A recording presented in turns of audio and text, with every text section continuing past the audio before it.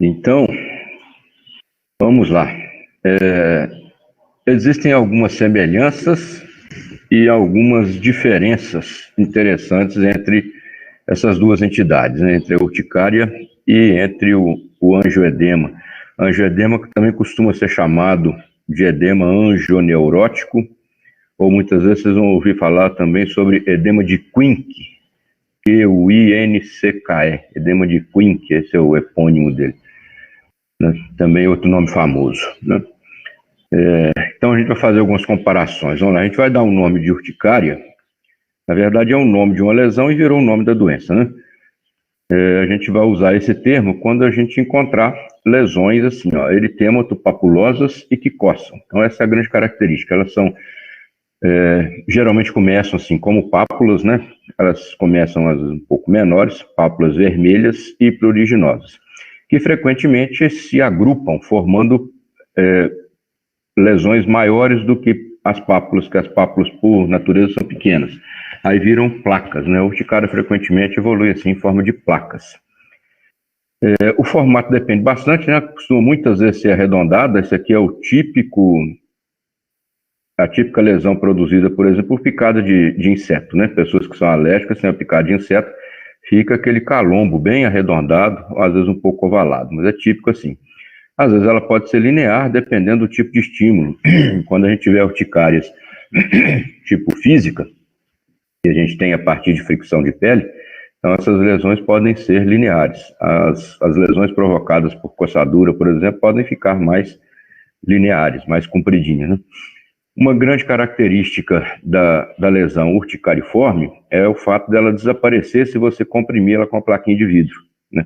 Então a gente consegue perceber isso. Você coloca uma placa de vidro em cima, tipo essas plaquinhas de microscópio, né? Você coloca uma plaquinha em cima e comprime, ela desaparece, né? Isso indica a ocorrência de edema subjacente, né?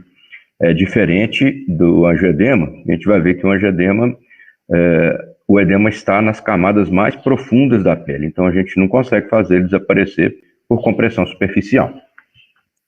A urticária geralmente tem um comportamento assim, fugaz, ela é transitória, né? A grande maioria, não é 100% das vezes, mas a imensa maioria dos casos de urticária ela é assim, né? Transitória, ela tem um tempo para ir desaparecendo aos poucos, e obviamente elas vão variar de tamanho e pode atingir qualquer região da superfície corporal de acordo com o local onde for aplicado o estímulo. É um pouco diferente do angioedema, que o angioedema é preferencialmente em regiões assim, de tecido conjuntivo mais frouxo, onde a gente consegue perceber com mais facilidade. Então, a urticária pode dar em qualquer região da superfície corporal.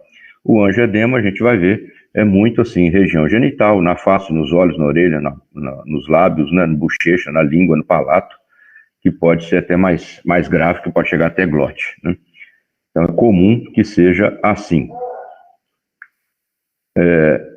Como comentamos, o angioedema, então, é diferente da urticária na localização do edema. Enquanto a urticária tem essa placa bem elevada, bem superficial, né? Camada bem superficial da pele, o angioedema vem de baixo, vem do tecido conjuntivo, frouxo, né? Embaixo ele é subcutâneo. Também vai acontecer em graus variáveis, mas tem essas regiões preferenciais aí, que inclusive é o que traz o grande risco do angioedema. Se a gente for falar em termos de risco de vida, o angioedema, sem dúvida, é muito mais importante que a urticária. A urticária incomoda muito, mas por si só não costuma trazer risco de vida. Já o angioedema, se ele acontece, por exemplo, em cavidade oral, em língua, em palato, né, envolve úvula, envolve glote, o indivíduo pode ter insuficiência respiratória, às vezes é necessário até traqueostomia, pode até morrer por causa disso, né? Então, nesse sentido, o angioedema tem um risco maior de gravidade do que a urticária. Então, resumindo isso que a gente comentou, está aqui, a urticária é uma lesão bem restrita à derme superficial e o angioedema, o edema se forma em camadas mais profundas da pele e dentro do subcutâneo. Então, isso é uma diferença. As causas podem ser as mesmas, mas as manifestações já começam a apresentar algumas diferenças entre elas. Apenas didaticamente, a gente costuma classificar urticária, aquela que dura em tempo aguda até 6 semanas, que é sem dúvida a imensa maioria, e a imensa maioria não dura nem perto de 6 semanas, né? Todo mundo já teve possibilidade de observar isso com certeza. E a urticária crônica, a gente vai reservar esse termo de urticária crônica para aquelas poucas que realmente se estendem prolongadamente, mais de 6 semanas ou vários meses, com piora, melhora, mas sem desaparecimento. Importante a gente ter esse tipo de conceituação, porque muda o tipo de infiltrado que a gente encontra nessas lesões. Numa lesão aguda, como era de se esperar, a gente encontra muito mais a participação de eosinófilos no infiltrado. E à medida que vai ficando um quadro lento, crônico, arrastado, vai havendo quimiotaxia para outras células, inclusive para linfócito T, que torna, sempre é assim, né? Sempre que tem linfócito T envolvido na história, a gente vê que as coisas ficam lentas, arrastadas, mais demoradas, inclusive na hora de fazer abordagem terapêutica, né?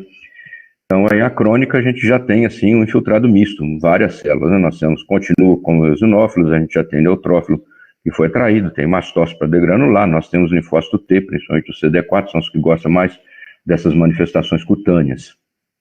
Então, a crônica tem um infiltrado bem mais rico. Outra coisa interessante que a gente pode falar a respeito das urticárias, das agudas e das crônicas, é assim, a urticária aguda, frequentemente, é mais fácil da gente identificar a causa, né? Por causa desse levantamento que a gente pode fazer dos contatos recentes, né? Dos possíveis agentes que a pessoa consegue fazer um levantamento. Quando a urticária vai se tornando crônica, é muito mais difícil a gente identificar, principalmente por inventário, quem foi o agente causador, né? O indivíduo vem sofrendo com uma urticária que ameaça melhorar, mas volta, começa a diminuir e volta, e não some nunca. Ele já tem isso há 3, 4, 5 meses. É bem mais difícil a gente fazer uma retrospectiva lá no passado e identificar quem foi o agente causador. O trabalho de detetive nessas formas crônicas é muito mais duro, difícil do que nas formas agudas, tá? Às vezes, em doenças agudas, já não é fácil de identificar, às vezes não, mas nas crônicas vai ficando mais difícil pelo tempo que passa, né, e pela capacidade que a gente e o paciente vão ter bem restrita de ficar fazendo esse levantamento.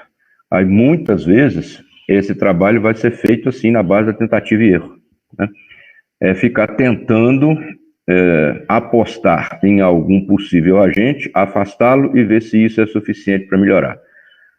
Não foi, tenta levantar outro possível causador, afasta e tenta. Fica nessa de tentativa e erro. Além, é claro, da gente voltar a fazer, né, para alguns casos, aqueles testes de punção intradérmico com os alérgenos que a gente fazia na identificação das rinites, né, das outras formas lá dos agentes causadores. Né, aqui também pode, muitas vezes, lançar a mão disso. Às vezes ajuda, principalmente naqueles que os agentes mais comuns já foram tentados e o afastamento deles não foi o suficiente, tá? Então, frequentemente é assim, né? Muitas vezes a aguda tem a sua causa mais facilmente detectada pela rapidez de instalação do quadro clínico. A gente falar em tipo de urticária, gente, é um trabalho longo, né? A gente tem muitos tipos, vários tipos, e muitos, assim, com diferenças de persistência clínica e de abordagem terapêutica, tá?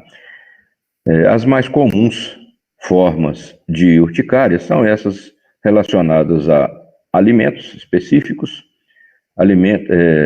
medicamentos ou drogas e venenos. Os venenos aí a gente engloba aí os insetos, né? Os aracnídeos, às vezes até cobra, né? Então, esses realmente são os mais comuns. Mas a gente tem também a urticária à exposição ao frio, urticária à exposição ao sol, a urticária por pressão. Essa é uma das formas mais difíceis de abordar, tá? Ela costuma dar muito trabalho. Tem a urticária do cascão, né? Urticária à água, o indivíduo não pode ter contato muito com água. Urticária ao exercício físico, essa é uma forma até relativamente comum em população jovem, tá? existe uma urticária, entre aspas, dita familiar, né, que a gente às vezes não sabe bem a origem dela, que é difícil de identificar as causas e que costuma ter padrão semelhante em outras pessoas da família. A gente tem o dermografismo, que é um exagero de resposta ao estímulo cutâneo, e a gente pode ter também urticária secundária. Ela pode ser associada a outras doenças, ela ser apenas uma manifestação, a ponta de um iceberg muito maior, que está aí numa colagenose, numa doença autoimune, ou numa infecção sistêmica ou uma infestação parasitária. Então, fora isso aí, a gente ainda tem outras listas aí, né? Hoje a gente fala muito dessas urticárias familiares, já existe uma subdivisão grande e ganha um destaque importante hoje, um nome extra que se dá para a urticária, que antigamente era chamada de idiopática, que a gente pode incluir, que é a urticária espontânea. O nome hoje é dito assim, né? Evita-se muito mais esse termo idiopática, porque é um termo que demonstra a nossa ignorância, né? E hoje já tem alguns pontos mais ou menos esclarecidos a respeito dessa urticária espontânea, com relação à predisposição genética familiar. Nós vamos falar um pouquinho dela no final.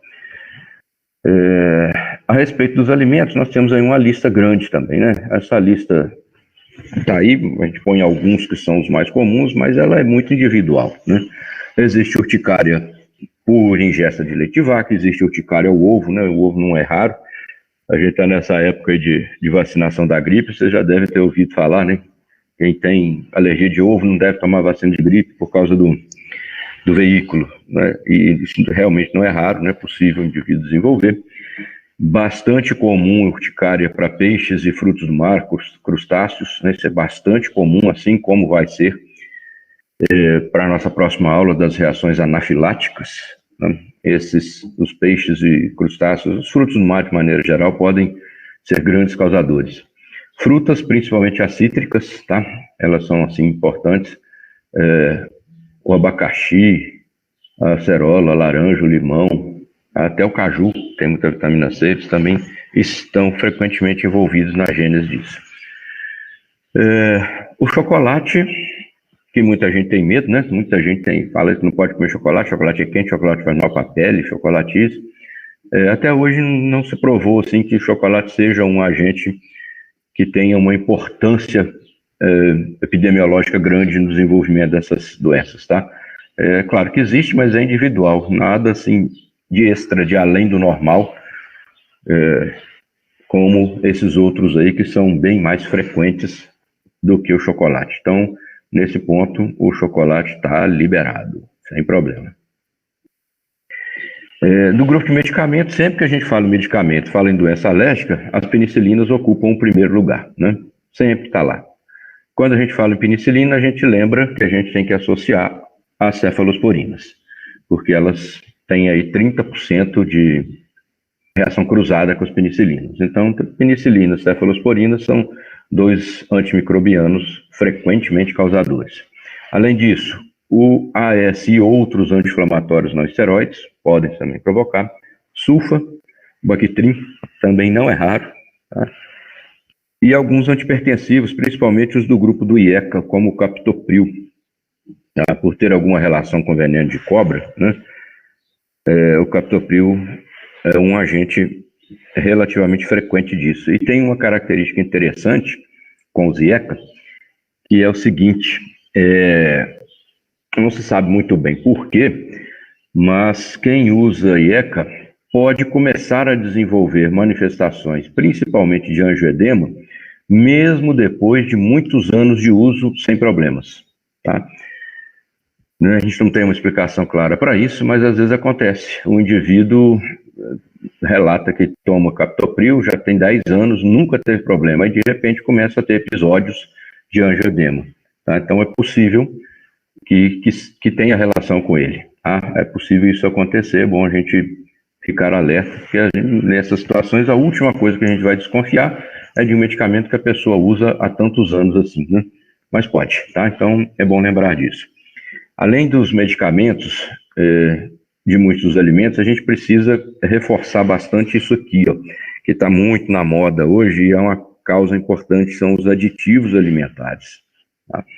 Muitas vezes a pessoa não tem uma alergia específica do alimento em si, mas como hoje se consome muitos alimentos industrializados, né, temperados, com conservantes, com corantes, com um monte de coisa assim, então é frequente aparecer manifestações por causa do contato com esses aditivos que estão no preparo dos alimentos, no acondicionamento deles, na conservação deles, e não propriamente com o alimento em si. Por isso é importante esses indivíduos que têm reações alérgicas aos alimentos avaliarem bem o que ele está consumindo para saber se a reação é do produto em si ou de algum desses aditivos que estão aí. Esses corantes estão presentes, por exemplo, em refrigerantes, né? São os mesmos corantes que estão nos alimentos. A pessoa nem se atina para isso e tem reação por causa do consumo de um refrigerante ou de uma outra bebida e não é da comida em si. Certo? Lembrar também que alguns desses produtos que são utilizados no preparo desses alimentos industrializados podem estar presentes também em outros produtos que não alimentos. Tá? Principalmente esses produtos de higiene, como shampoos, cremes de cabelo, produtos de pele. Às vezes tem alguns produtos, a gente vê shampoo de tudo quanto é cor, né? Então esses corantes que se usa em alimentos também podem ser usados pela indústria desses produtos de higiene, e às vezes a reação vem pelo contato dessa forma e não pelo alimento. A respeito dos venenos, a gente sempre comenta aí, né, as abelhas, as vespas, né, os marimbondos, as formigas, e aí já pode incluir o bendito do carrapato, algumas aranhas que dão manifestação não pelo veneno, mas não pela toxicidade do veneno, mas pela alergia individual que algumas pessoas têm, né? Comentar a respeito de um tipo específico dessas lesões, que é o dermografismo, que eu falei lá, que é também chamada de urticária factícia, né? Prestem atenção que não é urticária fictícia, né? Não é uma urticária de fingimento. Ela chama factícia porque ela é um fato, ela pode ser produzida quando a pessoa quiser ou quando o médico quiser, né? E por isso ela é assim, ela é factível, ela é reprodutível, ela é fácil de criar. Então, esse tipo de urticária, o dermografismo, ela é produzida pela fricção da pele. Então, são indivíduos que têm assim, uma hipersensibilidade grande na superfície cutânea e um estímulo com um objeto de ponta-romba é o suficiente para desencadear a reação, no caso do tipo 1. Então, aí, se você pega, por exemplo, assim, qualquer objeto de ponta-romba, uma tampa de caneta, coloca na pele da pessoa e dá um risco, em vez de dar só aquele vergãozinho vermelho que todo mundo faz, essa pessoa cria uma lesão muito elevada, acompanhando o trajeto que você riscou na pele. Então, se você fizer um desenho na pele da pessoa, esse desenho fica em alto relevo como se fosse um queloide, né? Ele estufa, fica aquele altão vermelho, muito pruriginoso, incomoda muito a pessoa, e depois vai sumindo aos poucos, ou então você medica para desaparecer. Então, algumas pessoas têm isso, né? Se vocês procurarem na internet, vocês vão ver imagens disso, até com gente jogando o jogo da velha nas costas da outra pessoa, né? Vai fazendo desenhozinho do jogo da velha, vai marcando o X, a bolinha, e depois aquilo fica lá durante horas, aquele desenho em alto relevo, marcado na pele da pessoa, como se fosse um queloide, tá? Então, tem pessoas que têm isso, né? Então, é claro que aí isso vai ser produzido pela fricção da pele, que vai gerar lesões desproporcionais ao estímulo aplicado, né? Então, você faz um risquinho e dá uma reação grandona. Essas manifestações costumam ser pior à noite, por causa do ciclo circadiano, piora com o banho, principalmente o banho quente, né? Por causa da facilitação da vasodilatação cutânea, e piora com o estresse. Em épocas de frio, se você produzir uma lesão quente, o choque térmico assim, da agressão numa pele fria pode também desencadear uma lesão maior, tá? Aqui no caso, esse trauma cutâneo vai funcionar como um antígeno, né? Ele vai substituir a picada do inseto, ele vai funcionar como um antígeno, produzindo uma reação do tipo 1. Por isso é que dá para jogar jogo da velha, porque as reações tipo 1 elas são muito rápidas, né? Então, questão de segundos ou poucos minutos, já temos uma lesão de pele. Então, esse é o dermografismo ou a urticária factícia. Essa outra que eu comento aqui é a urticária que eu falei lá atrás, que é típica de jovem, a urticária colinérgica. Essa urticária, ela é bastante comum, tá? A gente não confunde ela com aquele vermelhão que dá quando a pessoa passa uma vergonha, né? É parecido, mas não é igual aquilo. Às vezes tem gente assim, que quando é pego em flagrante, né? Chamado a atenção na frente dos outros, a pessoa passa uma situação de vergonha assim, a pessoa fica dá aquele vermelhão, né? Dá aquele flush nela, que é um pouco diferente. Essa pessoa, quando está numa situação de estresse, assim, seja físico ou psíquico, pode ser psicológico mesmo, ela desenvolve lesões, mas não é esse vermelhão que deixa o rosto da pessoa corado. É no pescoço e na parte superior do tronco, e ela aparece como pequenas lesões, são pápulas mesmo, pápulas pequenininhas, tá? Vermelhinhas, que com os passados minutos vão se juntar umas nas outras. Então fica muito assim, no tronco, na parte superior e no pescoço. Desaparece facilmente se você esfriar a região, tá? Então isso também pode ser criado, você pode fazer esse teste para identificar se a queixa do jovem é relacionada à urticária, pedindo a ele para fazer um exercício físico, né? Chegou no consultório, você pede ele para subir e descer 3 lances de escada bem rápido, volta, senta ele e observa essa região do pescoço e da parte superior do tronco, ver se vai fazer, se esse esforço faz com que surjam essas lesões, né? Pequenininha, pruriginosa, e aí você pega uma compressa com soro frio, põe em cima, e aquilo deve fazer a lesão desaparecer. Esse tipo de urticária colinérgica, ela costuma ser transitória. Costuma não, a gente pode falar que quase sempre é assim. Ela é transitória, tá? Ela acontece durante um período na transição da adolescência para a juventude, para a idade adulta, e ela desaparece depois que o indivíduo sai dessa fase de 20 e poucos anos. Tá? Ela desaparece mesmo. Tá? Então ela pode ser assim, reproduzida, pode fazer no consultório. Às vezes até mesmo assim, só o estresse da consulta pode ser o suficiente para o indivíduo desenvolver essa lesão. Então é uma outra coisa comum em jovem. Essa aqui é uma outra forma bastante comum de ocorrência de urticária, né? A urticária por contato. Talvez aí até entre vocês tenham portadores desse tipo de quadro, pessoas assim que sabem, conseguem identificar. Sempre que eu entro em contato com determinada coisa, me aparecem essas lesões. Aí eu tenho que tratar para elas desaparecerem. Tá? Essas costumam ser assim mais facilmente diagnosticadas, né? Então o que é comum? Pelo de animais, isso até existe nesses testes que a gente faz de rastreio, tanto para exame de pele quanto para pesquisa de imunoglobulina específicas no sangue, para isso, para pelo de animais, né, de cachorro, de gato, né, para lambida também, não só pelo, mas a saliva de cachorro, de gato, lambida de boi, tá? Quem é da roça pode ter também. Urticária por contato com álcool ou com formol, né? O formol incomoda todo mundo, mas em algumas pessoas o contato pode produzir urticária ou até mesmo angioedema, né? E a gente sabe que formol é bastante utilizado em alguns essas coisas que as mulheres costumam fazer no cabelo, né? Esses tratamentos, essas escovas, tem um monte de coisa que fazem no cabelo, muitas vezes é com formol, e o indivíduo portador de hipersensibilidade pode ter problemas sérios. Já devem ter ouvido falar aí de até casos de morte por contato com esses produtos durante as sessões de beleza nesses salões aí que usam esses trem, né? Então, formol ou outros produtos para cabelo. Perfume, tem gente que tem realmente alergia de perfume, não é do cheiro ruim, não, é alergia de contato mesmo com perfume. Existem alguns tipos de madeira, também pode produzir isso, tá?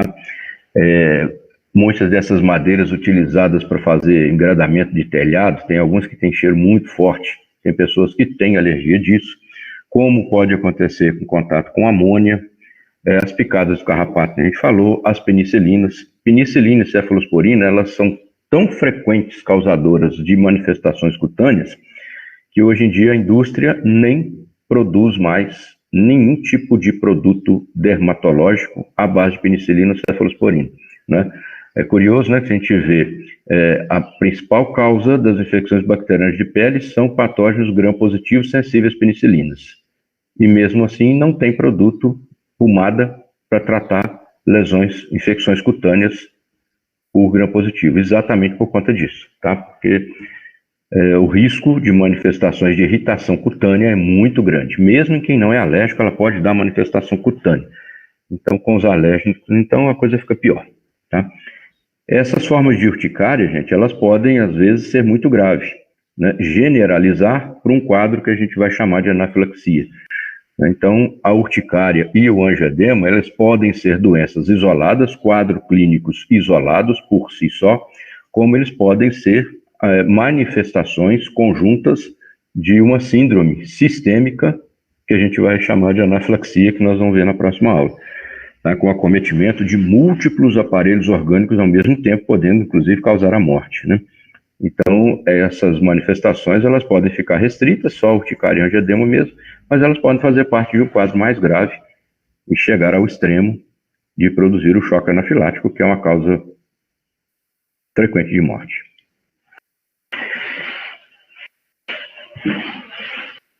Vamos fazer uma propedêutica. A respeito de exames complementares, a gente não tem grandes coisas também, não. A gente só pelo que a gente já conversou, aí dá para a gente imaginar que é muito assim, trabalho de detetive, né? Muito conversa, muita investigação, muito teste, muito acompanhamento, né? Algumas coisas podem nos ajudar quando a gente tem assim, uma dificuldade maior de investigação e quando a gente quer fazer alguns diagnósticos diferenciais, né? Então, a gente pode lançar a mão, por exemplo, de um hemograma, o VHS, o EAS, EPF, a gente está procurando focos infecciosos, a gente está procurando doenças inflamatórias sistêmicas graves, né, com VHS e com PCR. Sempre que a gente tivesse VHS ou PCR extremamente alto, a gente tem que correr atrás de lesões de doenças autoimunes ou de doenças malignas, né, e às vezes as manifestações cutâneas são apenas um dos componentes dessas doenças. Então, a gente pode correr atrás disso. A gente pode fazer testes especiais para algumas dessas formas físicas de urticária, né? Se a gente está suspeitando que o indivíduo tem urticária ao frio, a gente faz um teste com aplicação de gelo. Se ele tem urticária ao calor, a água quente, a gente faz a aplicação de água e vê se isso é o suficiente para reproduzir o quadro. Riscar a pele, no caso da urticária física, o dermografismo. O indivíduo tem urticária à exposição à luz solar, o dermatologista pode fazer um teste com aquela lampadona que ele tem lá, né? Fazer um fototeste, expor uma região da pele a esse tipo de luz e ver se desencadeia o quadro. Então, são bem específicos assim, né? Para suspeitas bem específicas.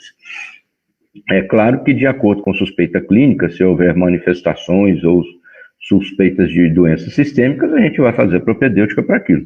Provas reumáticas, se a gente está suspeitando que esse indivíduo pode ter um lúpus, uma artrite reumatoide, e essas manifestações cutâneas são apenas um dos componentes dela. Sorologia para infecções específicas, né? Muitas vezes urticária e angioedema podem ser manifestações de AIDS, podem ser manifestações de sífilis, né? De alguns tipos de hepatite. Então, a gente faz sorologias se a gente tem, assim, na investigação do paciente, risco de ser uma dessas doenças. E, por fim, os testes cutâneos para alérgenos inalados. É aqueles mesmos que a gente comentou que fazia na rinite, né? Com alguns indivíduos, até para asma também pode fazer, né? Então, faz aquelas punçõezinhas intradérmicos com aquele antígeno, injeta aquele antígeno e depois de 2, 3 dias faz a leitura e vê se consegue identificar algum que tenha produzido uma resposta mais nítida para a gente suspeitar dele e evitá-lo nos próximos contatos. Então, em termos de propedêutica, é assim, é bem amplo mesmo, bem individualizado de acordo com as suspeitas que surgirem ao longo da história. Muitas vezes, esse diagnóstico não vai ser dado de cara, né? Principalmente nas formas crônicas, são pacientes que precisam de acompanhamento, né? Às vezes vai se fazendo o teste e vai descobrir ao longo de várias consultas de retorno até descobrir finalmente quem é o causador das suas lesões cutâneas. Certo? Em termos de tratamento, Vamos lá. Nós vamos bater um bocadinho, repetir um monte de droga, né? Primeiro, usar antihistamínico. Antihistamínico, é claro, né? Doença alérgica, nós vamos usar antihistamínico. Pode ser qualquer um? Pode ser qualquer um deles. Das drogas de primeira geração, o hidroxizina costuma ser até hoje uma das melhores opções, tá? Dá um pouquinho de sedação, mas é menos do que o nosso polaramine antigo aí, né? Mas o hidroxizina costuma ter uma resposta muito boa nessas lesões cutâneas disseminadas, tá? Nada impede que você substitua pelos mais novos, todos aqueles que a gente vem falando e repetindo aí. Loratadina, desloratadina, a famosa fexofenadina, né? Só lembrar da fexofenadina, né, o Alegra, que ele tem duas apresentações diferentes. A gente comentou lá nas rinites a apresentação de 120 miligramas, e para as lesões cutâneas, principalmente as mais resistentes, ele vem com a apresentação um pouquinho maior de 180 miligramas, tá? A ebastina, a epinastina, enfim, todos esses dessa família toda aí, sem grandes diferenças, tá? Sem grandes diferenças. O que modifica para essas drogas mais novas, né? A maioria delas pode ser utilizada em dose única diária, é diferente do hidroxizina, que muitas vezes é necessário 3 doses por dia. Interação com álcool desses mais novos, né, é realmente bem menor, principalmente a fexofenadina, é a que menos interage com álcools. De primeira geração tem uma interação maior, né? E efeito sedativo. As de primeira geração sedam muito mais do que esses de segunda geração, tá? Então, esses todos aí do grupo de loratadina para baixo, eles são muito, muito menos sedantes, tá? Bem menos mesmo. A fexofenadina, como eu já comentei com vocês, é o mais seguro deles em termos de sedação, né?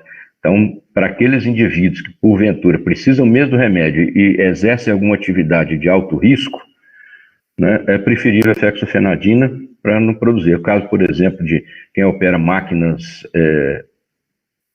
de serra, trabalha em açougue, trabalha em ambientes assim com máquinas de muito risco, né? Pilota máquinas de construção, até a Força Aérea dos Estados Unidos, o único antialérgico que libera para os pilotos de avião é a fexofenadina, né? Para não dar sono no piloto quando ele está lá no alto, né? Então, essas são diferenças. Não tendo esse problema de sedação, às vezes até a gente vai para a primeira geração, tá? Uma outra coisa interessante aqui, gente, é que principalmente para aqueles casos assim, um pouco mais resistentes, a gente pode fazer uma associação com ranitidina. Quer dizer, com ranitidina não dá mais porque ela acabou de sair do mercado, né? Mas agora vem para o lugar dela, vai estar sendo lançada, e a famotidina, relançada, né? A famotidina, eram medicamentos utilizados antes da família dos omeprazóis da vida, eram medicamentos utilizados para tratar as doenças cloridropépticas, né? As úlceras e as gastrites, né? Então, se a ranitidina voltar, ela pode ser utilizada, ou então a famotidina. Por que você pode se associar a isso? Porque eles são bloqueadores H2, né? Quando a gente usava essas drogas para tratar a doença péptica, a gente queria bloquear os receptores H2 que eram importantes na secreção ácida do estômago. Mas eles não são específicos H2, eles também ajudam no bloqueio H1. Então, em casos mais resistentes, a associação com ranitidina ou famotidina aumenta mais, potencializa a ação bloqueadora H1 dessas drogas que nós comentamos acima. Então, é uma estratégia para alguns pacientes que têm doença mais resistente, tá? Antidepressivo, sim, interessante isso aqui, tá? Os antidepressivos, principalmente os tricíclicos, ou seja, aqueles mais antigos, né, o grupo da mitriptilina, que é o triptanol, a nortriptilina, que é o pamelor, né, a imipramina, esses medicamentos, esses antidepressivos tricíclicos, eles têm também uma potente ação antagonista de receptor H1/H2. Então, eles podem também contribuir para aqueles pacientes mais graves, mais resistentes, principalmente as formas crônicas, né? Eles podem se beneficiar do uso desses antidepressivos, tá? Então, às vezes, se usa sim por causa desse efeito, tá? Principalmente para esses crônicos que coçam muito, o efeito sedativo que esses antidepressivos têm é até benéfico, né? Até ajuda um bocadinho ele dormir. Problemas com esses antidepressivos são aqueles efeitos indesejáveis que eles têm de produzir ganho de peso, constipação intestinal, né? Isso é comum e às vezes boca seca, né? Eles costumam produzir isso, mas às vezes se recorre a eles, tá? E vamos de novo, papel do corticoide, né? Corticoide a gente vai usar? Sim, vamos sim. Aqui nós temos algumas indicações para a utilização do corticoide. Não devemos basear tratamento de urticária crônica em corticoide, não é a regra, né? Claro, a gente vai tentar sempre fazer alguma coisa para não precisar induzir supressão de adrenal nos pacientes por uso crônico de corticoide. Mas em algumas situações o corticoide tem um papel importante, sim. Nas formas agudas, a gente pode fazer a primeira abordagem com corticoide, sim. Né? Angedema, a gente pode fazer sim. Nem sempre a gente pode esperar o efeito do corticoide injetável num indivíduo que está com angioedema. Aí, às vezes, a gente precisa tratá-lo como se fosse uma anafilaxia, até com adrenalina mesmo, né? Naquele que está entrando em insuficiência respiratória para edema de glote. Mas não sendo isso, não havendo esse risco, a gente pode lançar a mão de um corticoide de ação curta e rápida, como é a hidrocortisona, né, o flebocortide venoso, hein? Em questão de 20 minutos, meia hora, a gente consegue obter uma redução significativa das manifestações de angioedema e de urticária. Tá?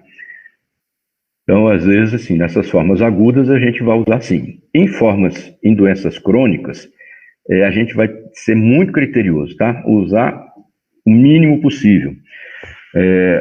Alguns pacientes acabam caindo nisso porque tem aquelas formas mais graves e resistentes, como eu comentei lá no início, a urticária por pressão, que é uma das mais difíceis de controlar.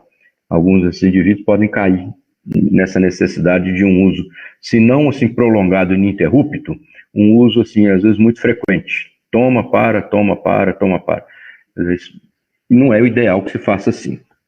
Isso tem acontecido frequentemente com essas urticárias do tipo familiar e tipo a urticária espontânea, que hoje está na moda, né?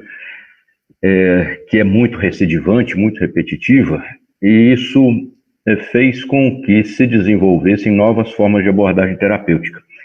E recentemente, bem recentemente mesmo, acabou de se liberar um desses MAB da vida, né? Agora tudo é anticorpo monoclonal, né? Tá direcionado para o tratamento de várias doenças, inclusive as neoplásicas, as doenças autoimunes, né? Usa-se tudo quanto é rituximab, adalimumab, um monte de MAB da vida. E agora nós temos aí o omalizumab, né? O omalizumab é uma droga assim, um anticorpo específico que foi recentemente liberado para a utilização no controle dessas urticárias mais graves, tá? Então, a gente hoje pode lançar a mão dele, é subcutâneo, uma vez ou a cada 15 dias, para o controle dessas formas mais graves, tá? É o que tem de mais moderno para o tratamento dessas formas crônicas e intratáveis, que não respondem às abordagens habituais, como os nossos antidepressivos e os nossos antihistamínicos que nós comentamos ali. Okay? Então, essas são as estratégias que a gente tem para abordar. E, claro, identificou o agente, evitar o máximo possível novos contatos. Correto? Então é isso, gente. Isso é o que nós temos aí falar a respeito das urticárias e dos angioedemas. Fico aí aberto para quem tiver alguma dúvida ou se ficou mais ou menos claro para todo mundo.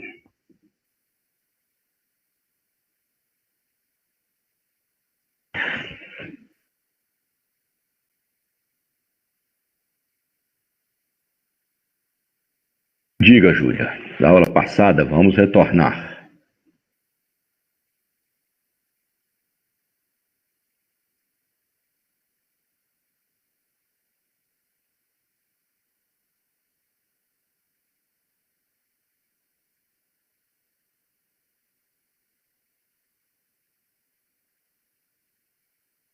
Sim, dermatite contato pode acontecer em qualquer idade. Pode. O que acontece aí muitas vezes é o seguinte: às vezes a pessoa nunca teve contato com um determinado antígeno, tá? A gente tem hoje, por exemplo, na indústria, assim, a produção, a criação de muitos produtos novos, que uma pessoa passou aí 50 anos sem conhecer, nunca teve contato com aquilo, né?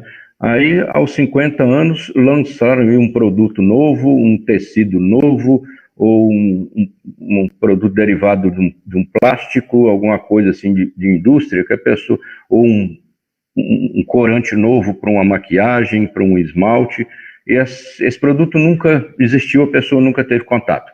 Aí um primeiro contato que essa pessoa tem com esse produto, ela não vai ter nada, mas isso pode desencadear nela, se ela for alérgica a essa substância ou algum componente dessa substância que pela primeira vez na vida ela teve contato, ela vai ser sensibilizada nesse primeiro contato e dali para frente, nos próximos contatos, ela vai desenvolver manifestações assim. Não quer dizer que ela criou uma alergia depois de velha.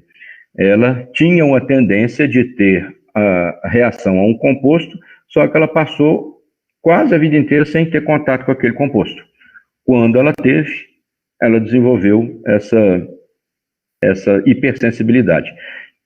Então, não tem relação com a imaturidade do sistema imune. Não, não é bem assim, né? É por contato. É a mesma coisa de uma criança. Se você tiver uma criança que passa assim, foi criada na roça, num ambiente muito simples, sem contato com nada de cidade. Essa criança pode desenvolver, chegar na idade adulta sem nunca ter tido contato com um determinado produto. E aí ela nunca teve reação. Essa mesma criança, né, ou uma criança igual, hipotética assim, se ela for criada na cidade e ela entrar em contato com um determinado antígeno nos primeiros anos de vida, ela vai desenvolver doença muito antes da outra, porque não teve oportunidade do contato prévio, entendeu? Então, isso é que pode acontecer, não está relacionado com a imaturidade do sistema imune propriamente, não. Às vezes a pessoa passou uma vida inteira sem comer um alimento, nunca viu camarão na vida, né? Aí, aos 50 anos de vida, é apresentado a camarão, come um camarão. Ela pode ficar sensibilizada na primeira exposição e depois, numa próxima, ela pode ter manifestação, seja de dermatite, seja de urticária, seja de anafilaxia, né? Não quer dizer que ela desenvolveu alergia ao camarão, né? Ela só nunca tinha tido contato antes. Então, isso pode surgir em fases avançadas por conta do contato. Ok? Mais alguma dúvida?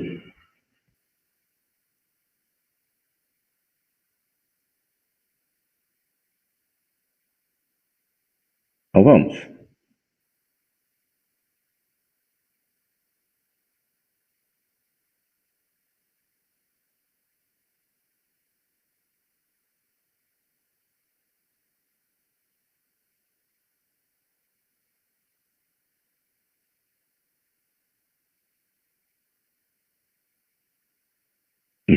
Dose de medicamento realmente assim exige a repetição, o treino em hospital e em ambulatório, né?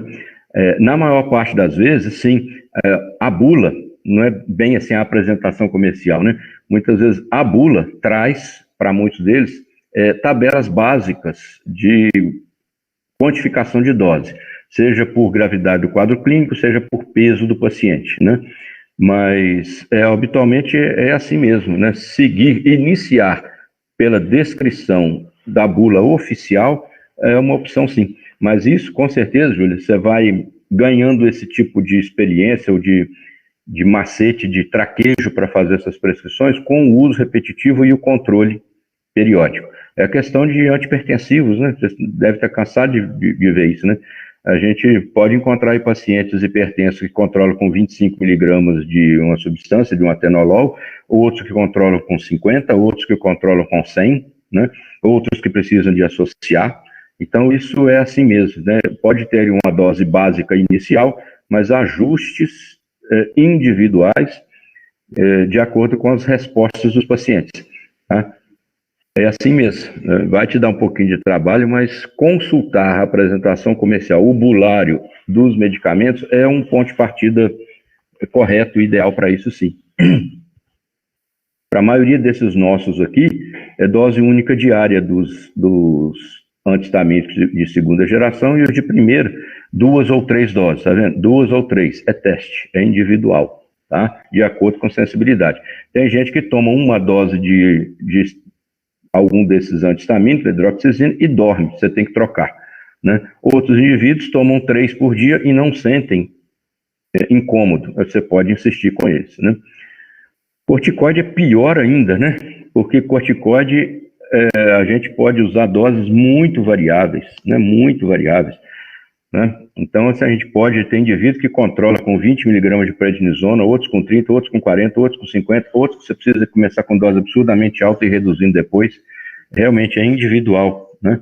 Então, a gente vai, no caso dos corticoides, fazer sempre o cálculo baseado no que a gente chama de equivalente fisiológico, né? Lembrar que nós produzimos endogenamente por dia cerca de 20 a 25 miligramas de cortisol, e aí a gente vai escolher o nosso corticoide oral ou parenteral e vamos calcular a dose de acordo com o seu equivalente. No caso, por exemplo, da prednisona e da prednisolona, 5 miligramas dele corresponde a um equivalente fisiológico. Então, se você dá 10 miligramas, você está dando o dobro do que o organismo produz, e por aí vai. No caso, por exemplo, da betametasona, é 2 miligramas. No caso da dexametasona, é 0,75. Então, aí você tem que conhecer o equivalente fisiológico do seu corticoide para você ter uma ideia de quantas vezes você está dando a quantidade relacionada à produção endógena de cortisol. Entendeu? Então, aí você tem que conhecer mesmo. Nos casos de tratamento agudo desses corticoides injetáveis, a gente não tem muito problema, porque a gente vai dar uma dose maciça mesmo, né? É uma dose alta, mas é uma só. Isso é virtualmente isento de efeitos colaterais. Tá? Mas, para o uso repetitivo, a gente tem que ter essa ideia, saber realmente quantas vezes o equivalente fisiológico eu estou dando, para depois eu ir retirando aos poucos. Ok?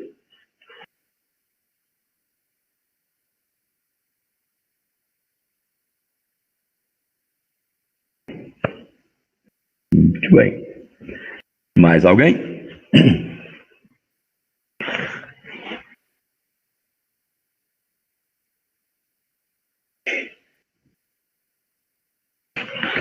Então, gente, na próxima nós vamos falar a primeira parte, a próxima aula ela é a maior de todas, né? É a anafilaxia. Então, a gente fala uma parte inicial, conceitual e clínica, e depois a gente faz a abordagem terapêutica, tá? Na segunda aula. Então, nós vamos conseguir, com certeza, concluir essa discussão dos módulos com mais 2 aulas, tá? Na última, a gente fala um pouquinho sobre uma eosinofilia, mas aí é no finalzinho do tratamento da anafilaxia, ok? Então, nada mais havendo a se tratar, estamos liberados. Deixa eu ir lá para a aula de semiologia. Bom dia para todos, até a próxima.